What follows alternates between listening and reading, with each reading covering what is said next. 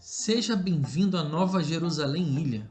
Sinta-se à vontade para adorar a Deus conosco. Antes do nosso culto começar, nos conheça um pouco mais.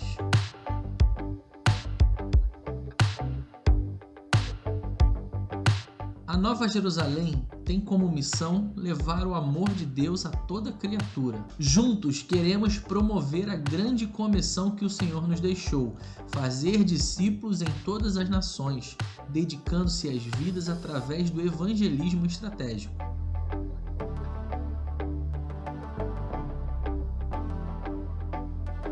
A nossa visão é ser uma igreja que reflete a imagem de Jesus, levando amor e servindo como Jesus nos ensinou, acolhendo a todas as pessoas. Buscamos forjar os nossos valores baseados no caráter de Cristo. Amor, santidade, unidade, consagração, discipulado, esses são os nossos valores. Queremos ser referência dentro e fora da igreja, assim como Jesus nos ensinou.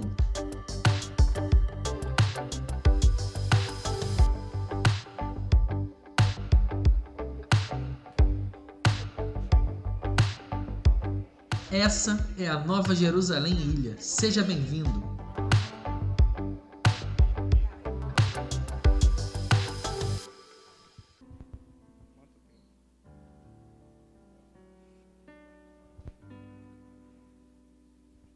Olá, queridos, a paz de Cristo. Bom poder estar adorando Jesus junto aos amados. Bom poder retornar e cultuarmos juntos a Cristo. Estava ali atrás, pastor Sérgio estava dedicando uma palavra, por ética, não caminhamos nesse momento da palavra, então estava ali atrás recebendo, separando o ofertório, tratando um negocinho ali com a mídia, que eu não sou muito interativo. Eu admiro carinhosamente essa habilidade, principalmente pastora Leia, que eu muito vi fazer, de trabalhar com a interatividade. Eu já fiz esboço em papel de pão, guardanapo, e acabei indo pregar com ele mesmo. Estou tentando me educar.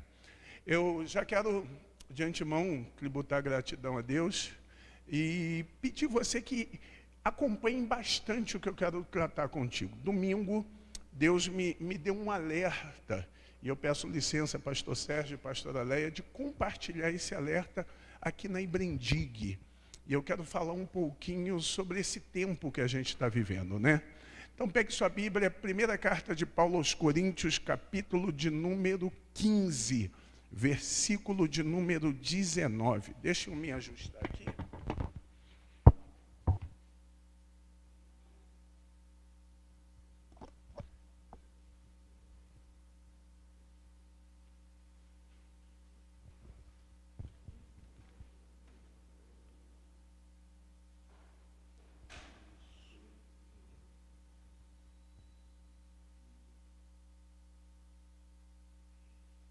Primeira carta de Paulo aos Coríntios, capítulo 15, versículo 19. A máscara faz a gente ficar suado aqui, né? Eu estou aproveitando aqui o ensejo. É ao vivo, o pessoal da live perdoa, tá? Diz a Bíblia, primeira carta de Paulo aos Coríntios, capítulo 15, versículo 19. Deixa eu só me pontuar aqui para eu saber como lidar com os versículos, porque nós vamos ler alguns versículos essa noite, tá bom? Se esperamos em Cristo apenas nesta vida, somos os mais miseráveis de todos os homens. Amém. Paulo está escrevendo o capítulo 15. O capítulo 15 é um texto que trata de vida pós-morte. Se você parar para avaliar o tempo presente, a humanidade vive muito permeada dessa ideia. E a pergunta de R$1 milhão é: existe vida após morte?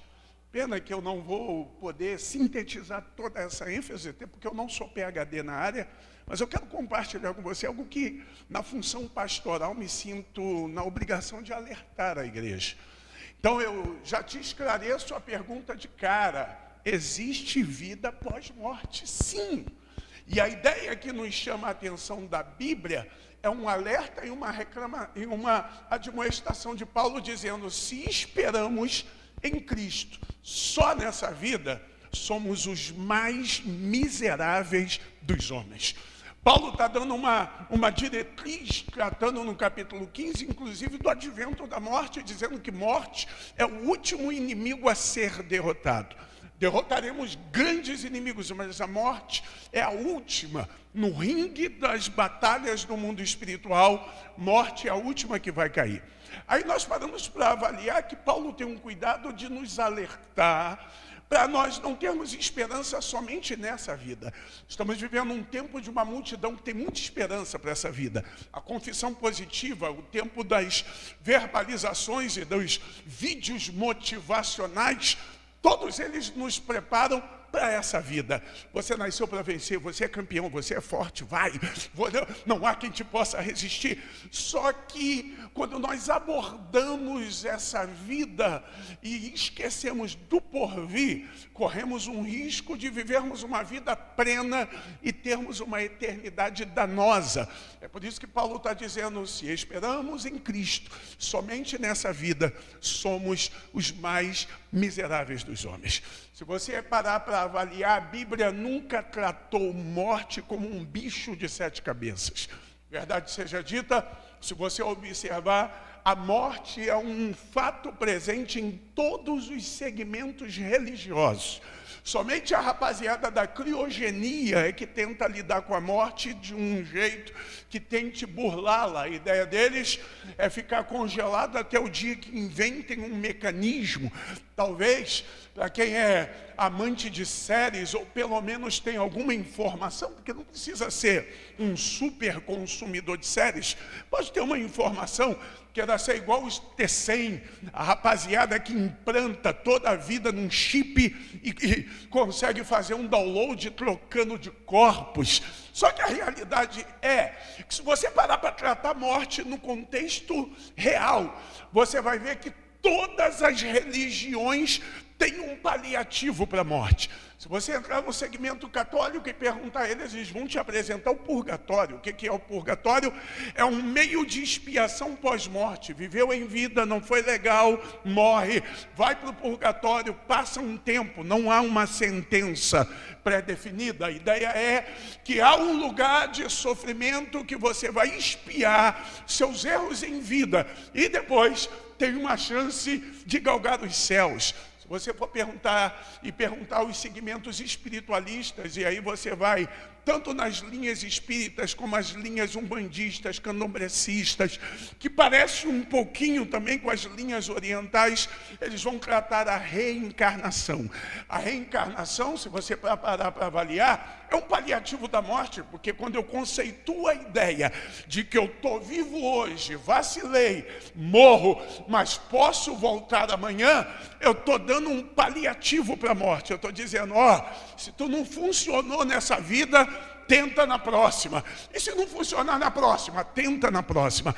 A ideia da reencarnação e a expiação da alma para alcançar a iluminação diz que se nessa vida tu foi um miserável, na outra você pode voltar sofrendo o dano do seu ato de miserabilidade que existiu. Ou seja, tu não vale nada, é alguém ruim, alguém mau, cruel, covarde. Morreu? Vai reencarnar, vai voltar de novo. Só que quando você voltar, você pode voltar uma mosca, pode voltar um cavalo de pobre. Por que um cavalo de pobre? Porque cavalo de rico fica no estábulo, é escovado, tem personal trainer, tem psicólogo, música, terapia. Cavalo de pobre puxa a carroça o dia inteiro, apanha o dia inteiro, meu irmão. E no final da história fica no fundo do quintal, onde o cara ainda joga lixarada, meu irmão. Você pode voltar um cavalo de pobre. Só que se você parar para avaliar as ideias que dizem, como os gregos acreditam, que você pode enfrentar os estágios de purificação da alma, atravessando níveis de inferno, para que você possa alcançar, ou como aqueles que acreditam no karma, que você vai desenvolver até atingir o potencial máximo. Então, quando eu digo que toda religião tem um segundo plano para a morte, a ideia das religiões é: morte não é o final, morte é um estágio para a próxima etapa. É o que eu disse, não funcionou nessa, tenta de novo. Mas quando você vai para a Bíblia não nos dá alternativa para a morte. Quando a Bíblia vai expressar em Hebreus capítulo 9, versículo 27, Hebreus capítulo 9, versículo 27, eu pedi para colocar ali, porque é muito importante, diz: e como aos homens está ordenado morrerem uma vez, depois juízo. Aí você vai olhar e alguém vai dizer: não, purgatório.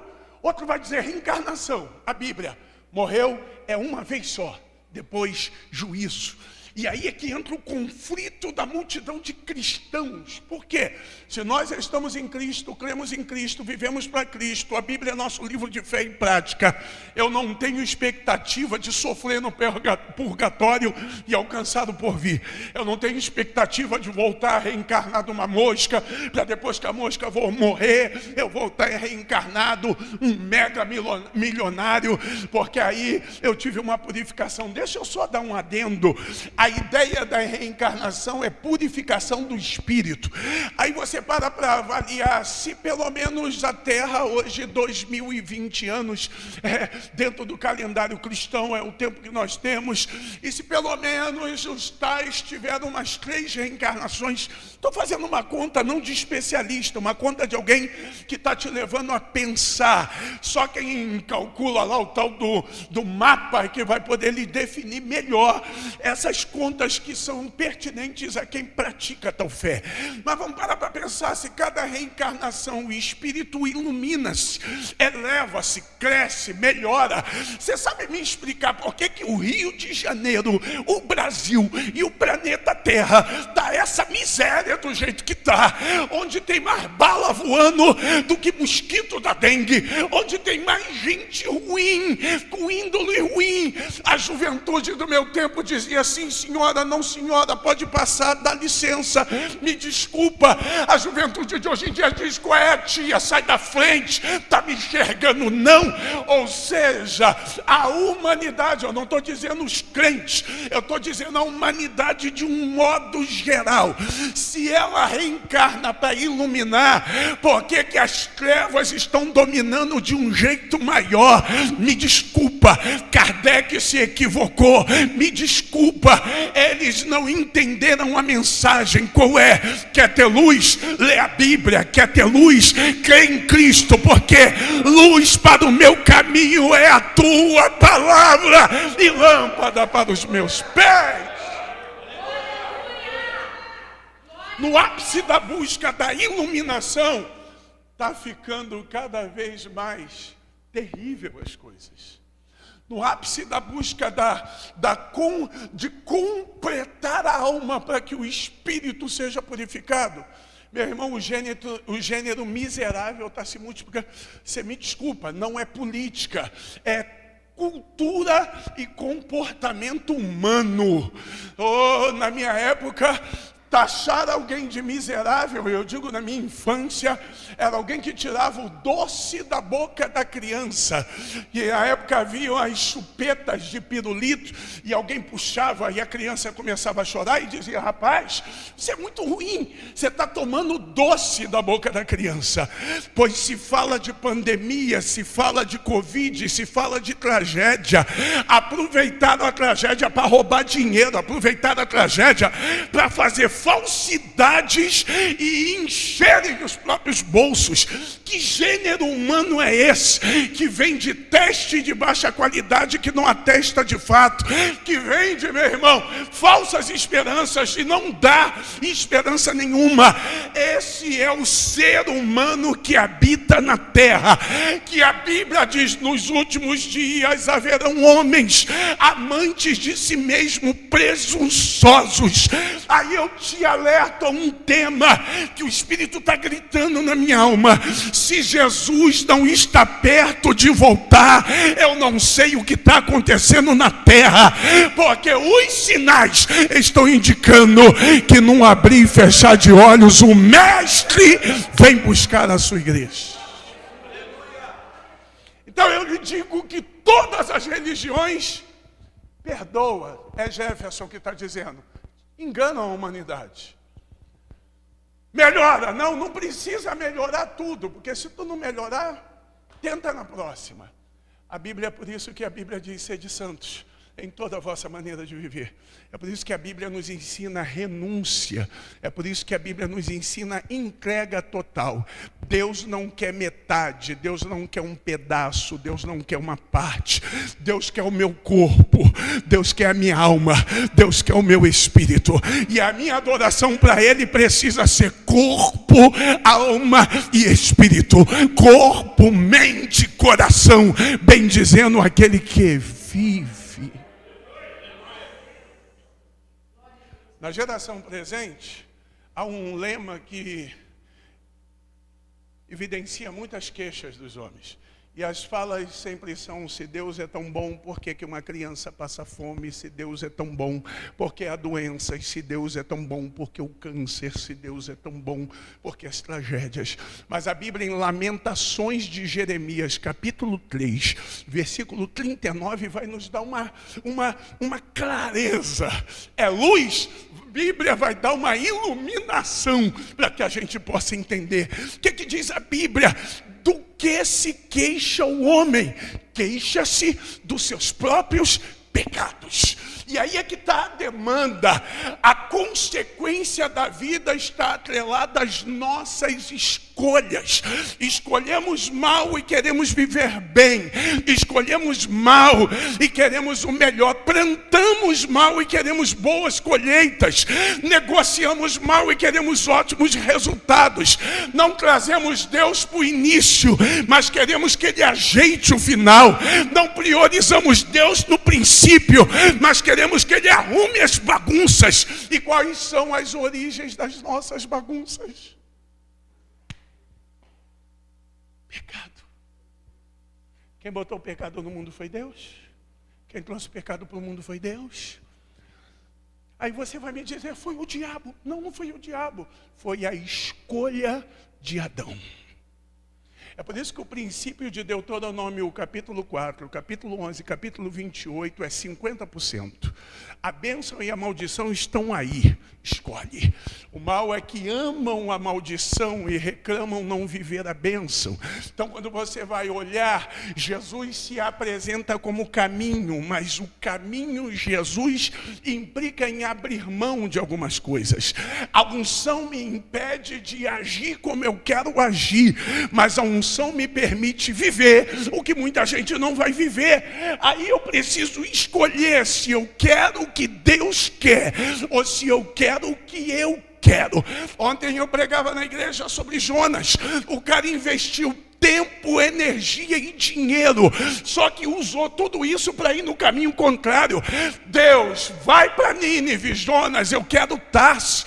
Levanta, compra passagem, se esconde no barco. Pior de tudo é que nós vivemos esse mal na geração. Deus não é prioridade no início do relacionamento, mas é desespero no meio dos processos.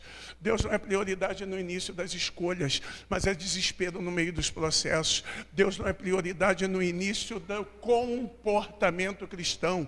Porque há uma geração de crentes que não oram. Como eu vou ser crente se eu não oro? Como eu vou ser crente se eu não leio Bíblia? Como eu vou ser crente, irmão? Vivendo apenas de confissão positiva. Receba, receba, receba, receba, receba.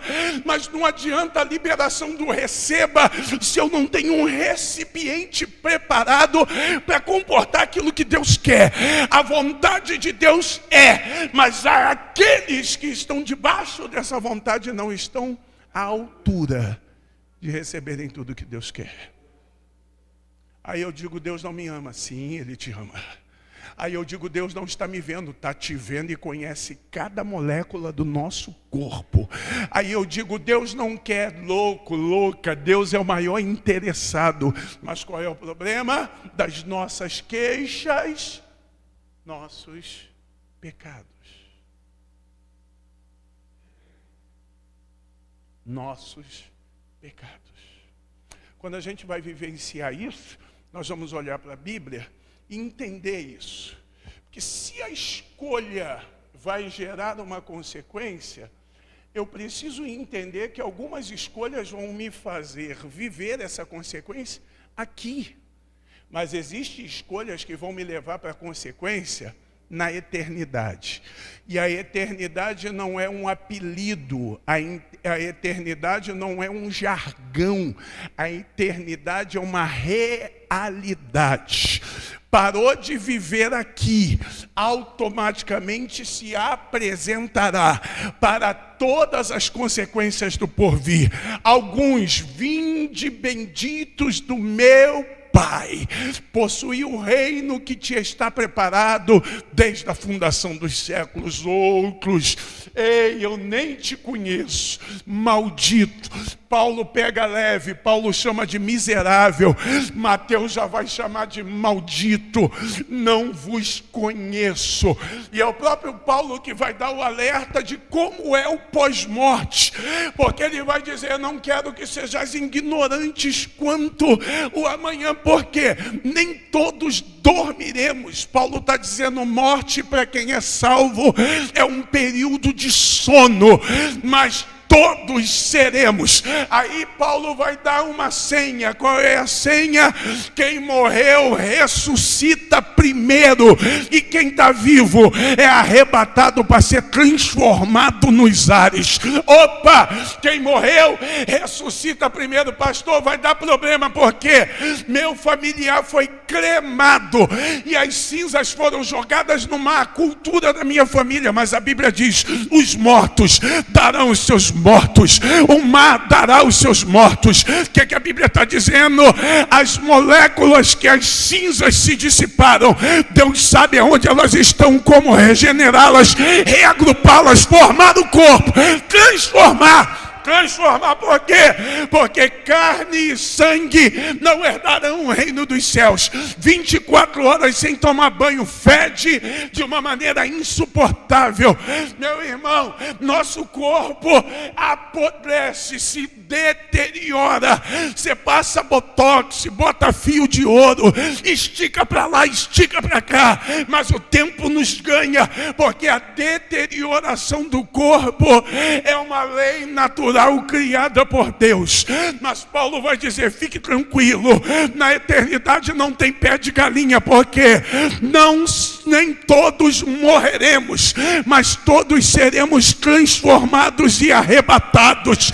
E este que é corruptível, esse corpo que envelhece, que se deteriora, vai ser transformado nos ares, vai flutuar, mudar nos ares, e o que é corruptível vai ser revestido de incorruptibilidade. O que é isso? Não apodrece, não envelhece, não deteriora, porque a eternidade é para aproveitar. Aleluia! A eternidade não é como aquela piada que o político morreu e chegou no céu, lugar bonito, apresentável, músicas tranquilas, lugar sereno, e ele entrou e foi recepcionado no céu. Seja bem-vindo. Nós estamos dando uma oportunidade de escolha. Qual oportunidade? O senhor vai passar 24 horas aqui no céu. Se o senhor gostar do ambiente, o senhor tem o direito de ficar aqui. Só que a escolha final só pode ser após experimentar os dois ambientes. 24 horas aqui no céu, 24 horas lá no inferno. O lugar que o senhor escolheu, o senhor vive. O O político olhou o céu, já viu a música, deu uma sacada no ambiente e disse, para facilitar a vida, eu posso começar indo ao inferno? Já comecei a observar o céu, já vi que aqui é um lugar legal, então deixa eu ir logo ver o pior de todos. E entrou no elevador e desceu. Quando chegou no inferno, já foi recepcionada por uma linda garçonete com um uísque, pouca roupa no corpo, e disse, o senhor deseja qual? 12 anos envelhecido, qual é o seu sabor predileto? E ele já pegou um copinho todo bobo, olhou para um lado, uma banheira cheia de mulheres e os seus amigos dentro da banheira com as mulheres, outro lado uma mesa de jogatina e a rapaziada dizendo ganhei, porque todo mundo ganhava naquela mesa. E ele foi desfilando pelo ambiente e disse, uau, o som aqui é legal, tuxi, lá vai, lavou, olhou para o outro lado e disse, opa, mulherzinha boa, rapaz, e disse, ô cidadão, cadê o chefe? E o camarada que está fazendo o tour do lado dele disse, ora, pois, você não me reconheceu? Eu sou o administrador geral desse lugar. Mas o administrador do inferno é o capeta? E o capeta não é o chifrudo de garfo? Ele disse, rapaz, não acredite em tudo que dizem, você nunca assistiu Netflix, nunca viu Lúcifer, bonitão, gatão, lindão, aquele Lúcifer que as irmãs da igreja ficam dizendo, ai, se eu te pego... É de outra igreja, não é daqui não, relaxa. Ficaram nervosos? Calma. O diabo nunca vai vir de chifre, de cauda, de tridente. A Bíblia vai dizer que, a Bíblia vai nos dar a ideia que se esses dias não estivessem entre parênteses, abreviados, enganariam até os escolhidos, porque tem muito diabo que parece anjo, tem muito diabo que parece luz, mas por esses dias, e a abreviação fala de fatos, tá? Estou usando apenas uma colocação para interpretação. Você vai entender que nós estamos descortinando um tempo que aponta para o fim. Aí esse camarada olhou e disse, opa, você sabe que é só 24 horas, né? Chegou a hora. Ah, que pena. Tem que ir lá no céu, né? Se eu pudesse, eu já ficava aqui direto. Mas tem que ir lá. Vamos lá cumprir o protocolo. Pegou o elevador, subiu, chegou no céu, foi apresentado e disse, agora daremos início às suas 24 horas. Ele disse, eu posso me abdicar dessa oportunidade? Ele disse, como assim? Não, é porque aqui eu já dei uma olhada, legal, né? Mas muito chato, quietinho, paz demais, tranquilidade demais, quietude. Muito chato. É que eu fui lá embaixo, só não leva a mão não, mas aquilo lá é a minha cara. Já estou aqui com água na boca, tomei um negocinho lá. Senhor, desculpa, eu sou obrigado a passar as 24 horas, se eu escolher já estou liberado. Olha só, se eu te dar um adendo, qual? É a eternidade. A escolha que o Senhor fizer hoje não terá alteração depois. Escolheu para sempre. E o para sempre é por todo o sempre do que o Senhor imaginar e do que o Senhor vai esquecer de imaginar, porque o Senhor não vai conseguir pensar. Tem certeza? Claro! Não me tenha como mal educado. Dá licença, hashtag partiu, fui, pronto, falei. Entrou no elevador. Do meio dos andares para baixo, o ar-condicionado parecia que estava quebrado, que ele disse, acho que o ar-condicionado desse elevador está quebrado, está quente. Quando foi chegando embaixo, já estava. Rapaz, mas ainda bem que tem uma piscina lá, que é uma piscina cheia de moleque, meus amigos. É para lá que eu vou. Quando abriu a porta, irmão, o anfitrião já estava ali, já puxou ele, deu-lhe um tapão. Ele olhou para o lado, uma piscina cheia de coisas que não convém falar do altar. Pensa nos negócios estranhos dentro dela, irmão, gritando, fervendo. Olhou para o outro lado, mais horrível ainda, e disse, opa, andar errado, me desculpa. Eu estou procurando um lugar que eu tive ainda há pouco. Saí daqui ainda há pouco, só fui lá, agradeci a oportunidade de voltar. Ele disse, qual é o problema? Não, é porque, cadê a garçonete do uísque? Linda. Cadê aquela piscina cheia de moleque com meus amigos? Cadê a mesa de jogatina? Ele disse, meu irmão, deixa eu te explicar uma coisa. Ontem nós estávamos em campanha, hoje eu já fui eleito, agora encara a realidade. Qual é a moral da história? As fantasias estão nos fazendo brincar com a morte. E se as fantasias não fossem tão absurdas, a taxa de suicídio não seria tão elevada.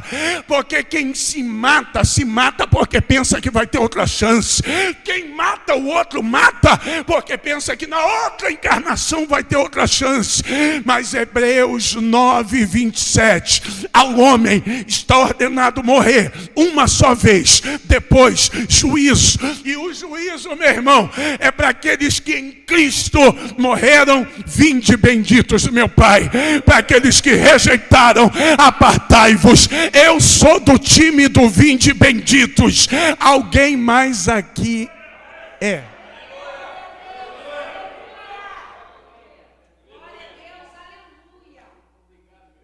Quando você vai parar para avaliar isso, você vai começar a pensar. Guerras. Vivemos guerras. Peste. Vivemos peste. Fome. E não vem falar Covid não, porque antes de Covid teve ebola, dengue, chikungunya, meu irmão, e tantas outras que estão alastradas por aí. Vivemos peste, sim. Vivemos todos esses adventos que são preparação. Está próximo da estreia da tecnologia 5G. Algumas operadoras já estão aderindo. O 5G vai permitir cego sair de carro na rua. Programa o carro inteligente e ele com sensores vai conduzindo pelo meio da estrada. Qual é o segredo? Automação para facilitação. Quem vê jornal e presta atenção, a tecnologia do celular, o nosso smartphone, todos os diretores de operadora de telefone tiveram uma reunião com o Bolsonaro, deve estar no YouTube até hoje, e o diretor da Vivo na reunião disse: nós temos tecnologia através dos smartphones que estão em uso, através do satélite, pelo sensor de calor que o aparelho consegue captar em um ambiente quantas pessoas estão ao redor. Aí eu acho que ele percebeu que falou besteira, aí disse: não, mas isso aí é sem invadir privacidade. Hoje a demonstração é sem invadir privacidade. Mas você duvida, meu irmão, que dá para escutar o que você fala através de uma tecnologia reversa? Claro que dá. O que é isso? Preparação para quando o anticristo se manifestar e assumir o governo. Mas eu vou dar uma boa notícia: quem quiser negociar com o anticristo, que negocie, porque a igreja de Jesus não vai estar aqui.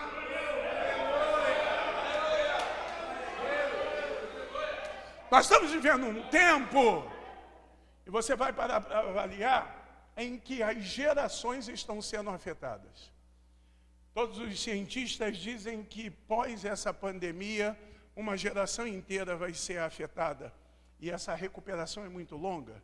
Eu sou da geração I. A geração I é a turma que me deu esse privilégio de ser esse garotão que já está indo quase para uma idade maior. Ano que vem eu faço 50, estou doido para fazer 50. Nós dizemos que essa geração que nasceu é a geração Z, da década de 2000. Só que você vai parar para avaliar, tem um adágio que diz que tempos difíceis geram homens fortes. Tempos difíceis geram homens fortes. Homens fortes trabalham e trazem tempos fáceis. Tempos fáceis geram tempos difíceis para homens fracos. Qual é o problema? A geração I, irmão, recebia a unção da roupa que troca de pobre. E é legal, porque eu sou do tempo do quichute. E o quichute era pintado com graxa e dizia aqui, ó, isso aqui é uma herança de família. Deu muita sorte para o teu irmão e tu tem que usar. História de papai e mamãe. Na verdade, não tem dinheiro, guardamos o tênis, porque quando tu crescer, ele vai dar certinho no teu pé.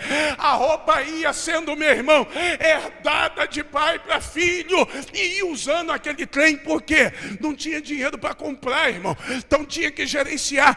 Todo mundo sabia fazer um remendo, fazia um jeitinho, sabia usar uma cola para poder ajustar. Aí a geração Z veio, e a geração I disse: não posso deixar o meu bebezinho passar por isso. Bebê de mamãe, bebê de papai, a menininha, tchutchuzinho do papai não vai passar por isso. O que é que nós geramos? Uma geração fraca. Uma geração que quebra à toa, parece uma geração de porcelana. Você vai me dizer, não, lá em casa não é assim, toda regra tem exceção. Mas quando você vai ver a grande massa, é uma massa fraca. Por isso que qualquer coisa quebra, qualquer coisa destrói, qualquer coisa gera uma tristeza aguda que evolui para um quadro patológico, qualquer coisa desconstrói a personalidade. Uma hora é faca, outra hora é garfo, outra hora é colher, outra hora não sabe se está usando dos dois lados, porque a falta de identidade pela fraqueza da alma está desconstruindo o ser humano. Jefferson Júnior, 8 anos de idade, apareceu uma barata lá na sala de casa. Rapaz, daqui a pouco o garoto olha, dá um grito e sai correndo. Eu estou dentro do quarto, eu levantei e disse, o que houve? Morreu? Ladrão entrou dentro de casa. Barata, papai! Eu falei, é de Deus. Primeiro seminário de aprender a virar macho. Vem com o papai. Não, papai, eca, mas mata que dá jeito. Pega o chinelo, me acompanha, não faz estandalhaço para ela não entrar em algum lugar que vai dar trabalho. Pá! Matou. Falei, segunda aula, pega na anteninha. Peraí, papai, eu vou pegar o papel. Eu falei, não, na primeira aula é in natura. Meu irmão, se tu não pegar na anteninha, eu vou ser pior do que a barata. Pega!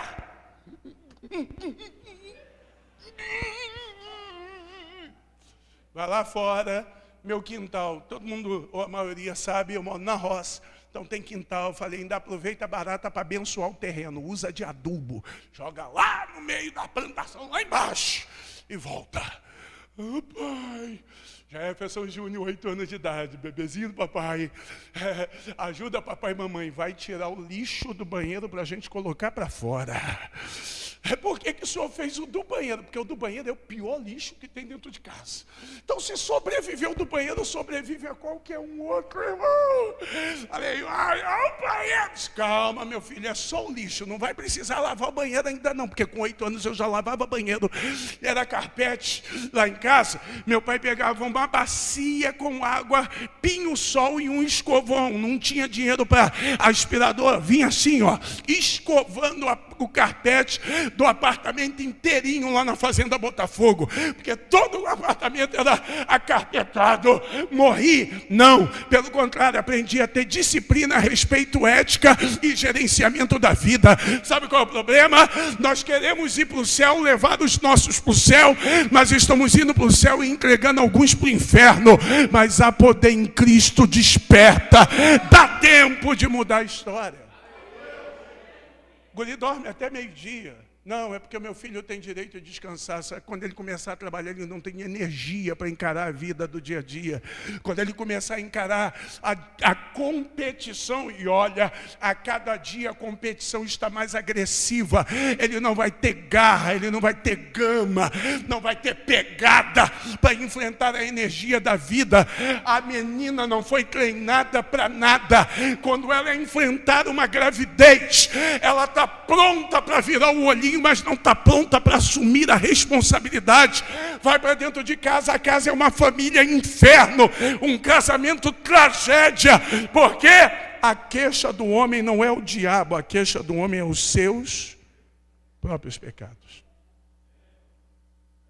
Quando a gente vai enxergar isso, a gente olha para a Bíblia e vai entender que diz Apocalipse capítulo 20, versículos 11 e 12. Esse eu deixei eles na prova porque não deu tempo de eu passar. Mas a equipe é fera. Apocalipse capítulo 20, versículo 11 e 12. Porque se aos homens está ordenado morrer uma vez e logo depois segue o juízo, cuidado. E vi um grande trono branco, e o que estava assentado sobre ele, de cuja presença fugiu a terra e o céu, não se achou lugar para eles. Versículo 12. E vi os mortos, grandes e pequenos, que estavam diante de Deus, e abriram-se os, plural, livros, e abriu-se outro livro. Abriu livros, abriu-se outro livro, que é o da vida. E os mortos foram julgados pelas coisas que estavam escritas nos livros segundo as suas obras. O céu tem uma biblioteca. Tem o livro das lágrimas, o livro das obras, o livro da vida. E sabe qual é o problema? Davi ora essa expressão, e se eu não me falha, é Salmo 139.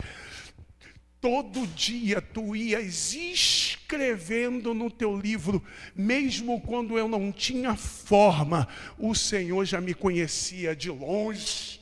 Sabe o que Davi está dizendo? Uma temática de cuidado. Desde o dia que nós fomos fecundados, abre-se o livro das obras e começa a escrever tudo que nós fazemos. Aí tem um adágio que está muito na moda que diz: isso te traz paz ou te assusta? Tudo. No livro está escrito tudo.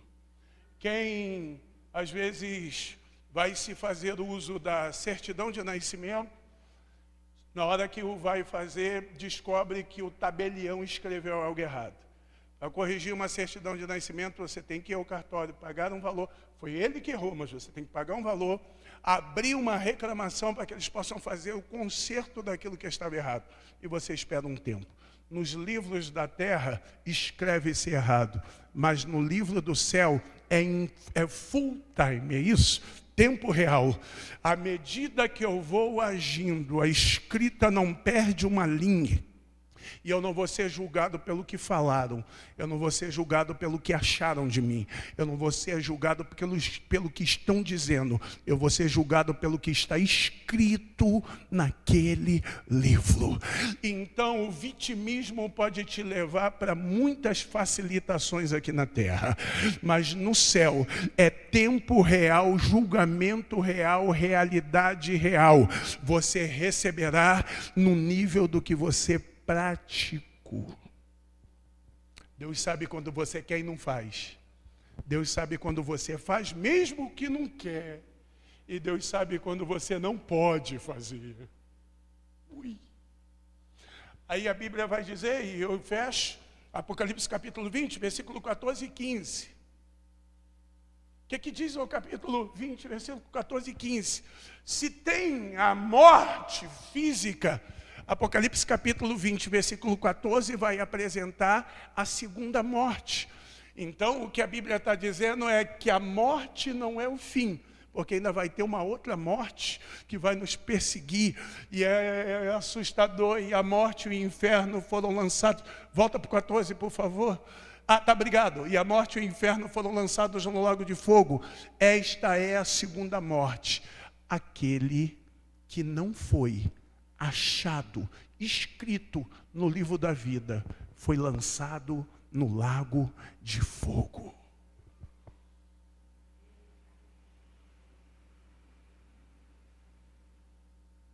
Quanto se paga para se livrar do inferno? Não paga. O princípio que Deus traz para a nossa vida é único: obediência.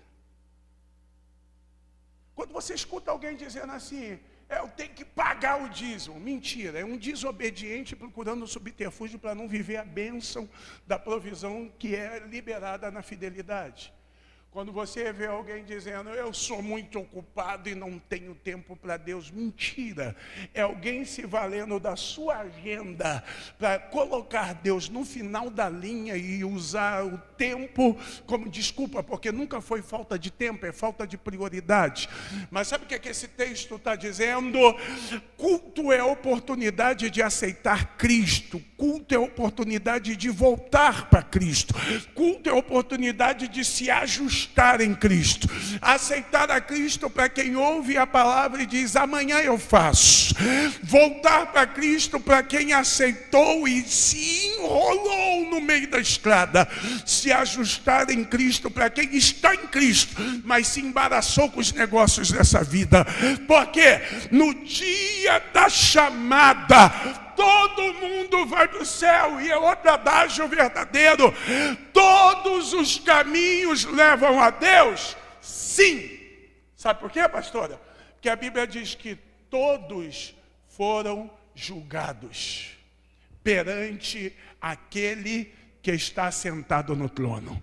O problema é comparecer para pegar a baixa ou comparecer para receber o galardão.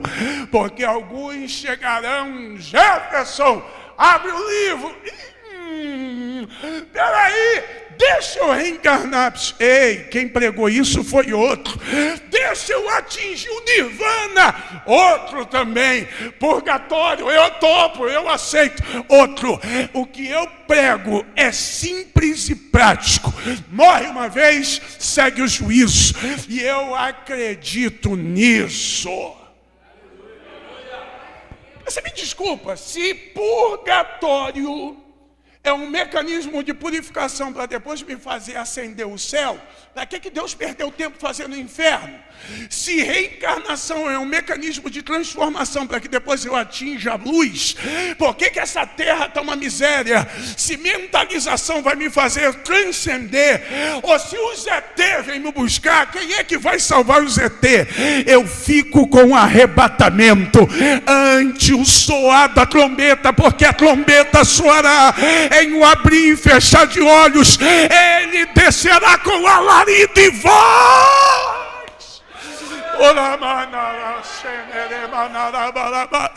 Voz de arcanjo.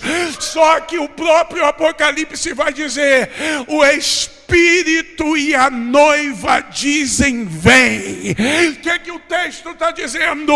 Haverá um sincronismo real da noiva, a igreja, com o Espírito. Este é o tempo do Senhor para a igreja, um tempo de despertamento, um tempo de avivamento, um tempo de inflamar e acender a sua noiva, um tempo de escolher caminho, um tempo de firmar pés, um tempo de decisões que decidem destino.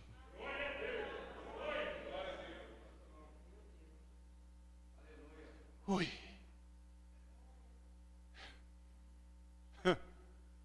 Ui.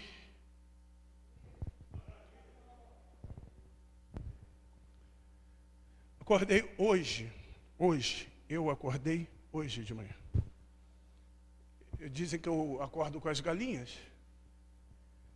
Durmo 2 da manhã, 6, 6:30, já abri o olho. É automático. Aí eu fui para o meu ritual. Qual é o meu ritual? Boto café para passar, ligo a televisão para ver as notícias do primeiro jornal do dia, pego o celular, olho se entrou alguma mensagem na madrugada. Sou pastor, alguém pode ter me acionado, eu não vi. Júnior levanta logo após, sempre somos os 2 primeiros a cantar alvorada dentro de casa. Aquela criança não dorme também. e vou ver café e todos os afazeres para depois sair e agir a vida. Acordei, peguei o controle para ligar o jornal e passar o café, porque aí eu já ia escutando o jornal.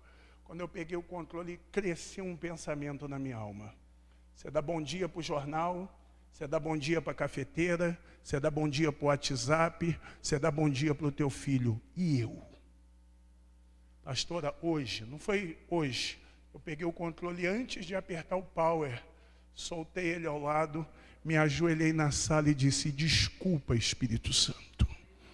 Porque se a gente não tomar cuidado, irmão, a nossa rotina é tão inchada que a gente pensa que está em Deus, com Deus e relacionado com Deus. Mas aí nós somos a geração da boca aberta e coração fechado. Como assim? Esse povo me louva com os lábios, mas seu coração está longe. Então não tem que se escandalizar se a pastora matou, se o pastor ia para ir. Não tem que se escandalizar com fulano, sabe por quê? Salvação é individual. Eu estou tão preocupado com quem está indo para o inferno, eu não estou tomando conta dos meus pés. Paulo gritou: aquele, pois, que cuida, está em pé. Cuidado para que não caia. Coloque-se de pé. Peço licença para orar junto com a igreja.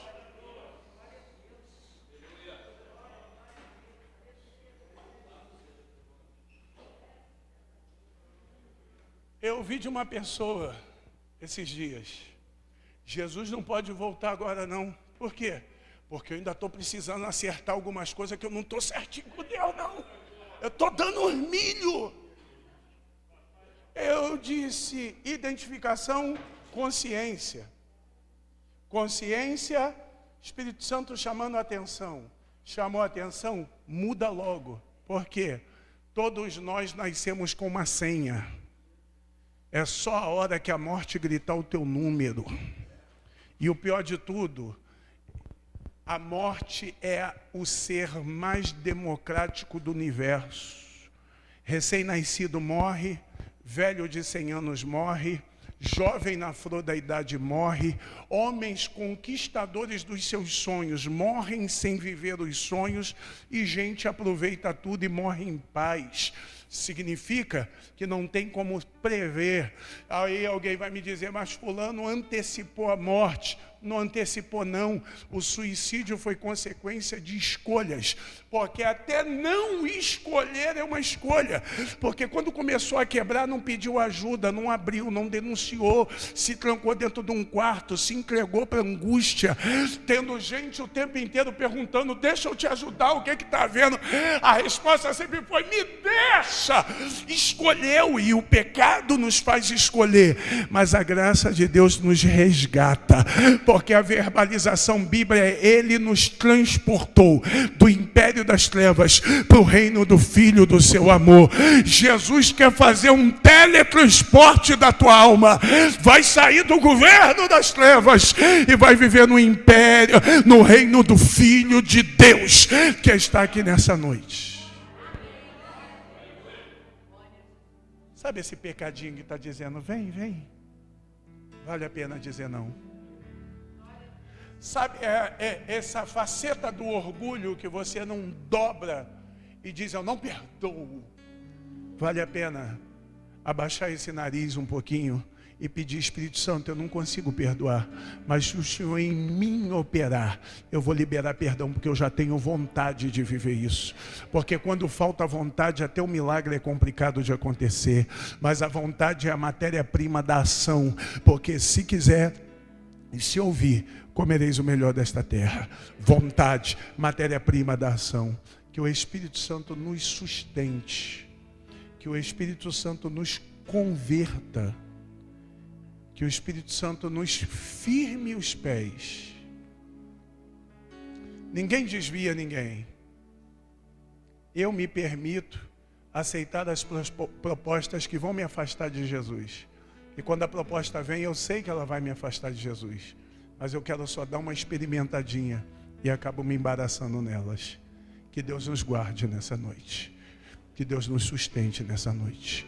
Porque se esperamos em Deus somente nessa vida, nós somos os mais miseráveis dos homens. Mas eu estou esperando Ele aqui nessa vida. Eu tenho expectativa de vitória. Eu tenho expectativa de milagre. Eu tenho expectativa de salvação na minha família. Eu tenho expectativa de viver coisas novas em Deus. Mas eu também estou esperando Ele no porvir.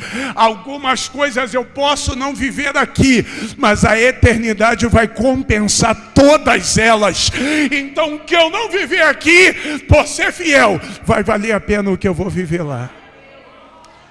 Coloque a mão no seu coração. Estamos num tempo em que ninguém coloca a mão sobre ninguém. Então você ministra sobre a tua alma, ministra sobre o teu coração. Fala com Deus, conversa com o Espírito Santo.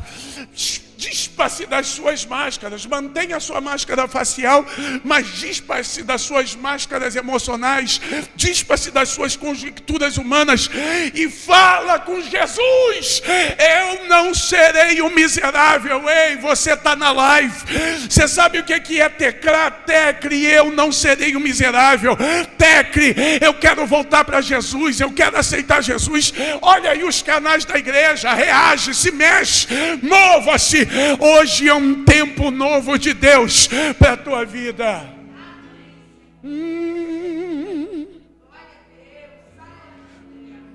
Espírito Santo de Deus. Espírito Santo de Deus. Guarda os nossos pés do erro, Senhor. Guarda a nossa mente do engano, Senhor. Oh, apura o nosso paladar para que nós tenhamos discernimento no escolher, discernimento no agir. Ensina-nos a suportar os dias maus para não perdermos o prêmio final, que é a eternidade. Desembaraça os pés daqueles que se embaraçaram. Desprende a alma daqueles que se prenderam. Potencializa a fé daqueles que estão firmes. Sustenta a fé daqueles que estão acreditando, mesmo tendo razões para não acreditar. Espírito Santo, se é um tempo da dimensão da tua glória, move os quatro cantos desta casa, inflama os crentes deste lugar, aviva como Abacuque orou a tua obra e a torna notória. Não uma igreja apática, não uma igreja embaraçada, mas uma igreja inflamada, ardente, impregnada da tua glória. Assim como em Jeremias 20, quando ele pensou em desistir, o fogo ardeu até os ossos, arde até os ossos, para que ninguém caia, para que ninguém recue, para que ninguém desvie. Inflama a tua noiva.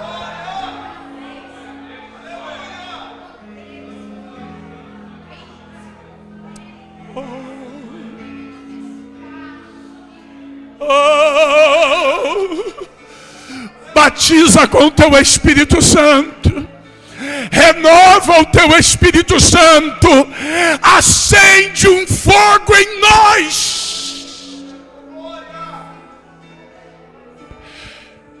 Essas esquisitices, essas inquisiras, é falta de unção e de fogo na vida. Seja cheia da presença, seja cheio da presença, seja inflamado, inflamada pelo Espírito de Deus que está aqui.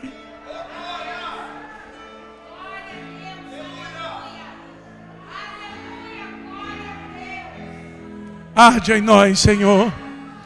Arde em nós, Senhor. Arde em nós, Senhor. Arde em nós, Senhor. Porque quando a trombeta tocar, não vai ser essa história de não volta agora não, porque eu tenho que me ajeitar. Vai ser Maranata. O Senhor quer voltar agora? Volta logo, porque eu quero estar com o Senhor na eternidade. Pastora, uma igreja sem expectativa é uma igreja que quando alguém diz Jesus vai voltar, ele diz não volta não porque eu ainda quero casar.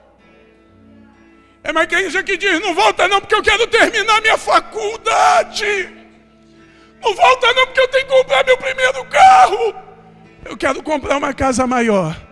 Paulo diz, se a nossa casa terrestre, corpo físico, se desfizer, Deus tem um edifício.